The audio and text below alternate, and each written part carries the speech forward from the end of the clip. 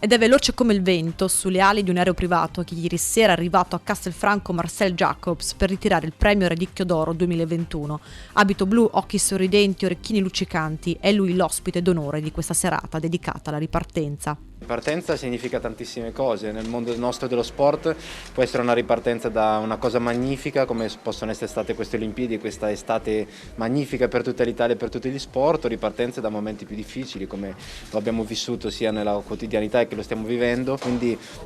ripartenza credo che sia una parola bellissima e perfetta in qualunque di queste situazioni e una ripartenza deve essere. Ma non sarà facile ripartire da quel 980, un tempo che risuona ancora come un'impresa nella storia dello sport italiano. Ma nessun azzurro in 125 anni di Olimpiadi aveva neanche sfiorato la finale dei 100 metri e lui, dopo aver siglato il nuovo record europeo e polverizzato il primato italiano in sole 24 ore, è riuscito a salire sul gradino più alto del mondo e il ricordo è ancora lì. Spesso mi ricapita di rivederla comunque anche sui social, di rivedere quella gara e ogni volta che la vedo cerco sempre di trovare il difetto per cui non sono riuscito ad andare più forte di quello che ho fatto, quindi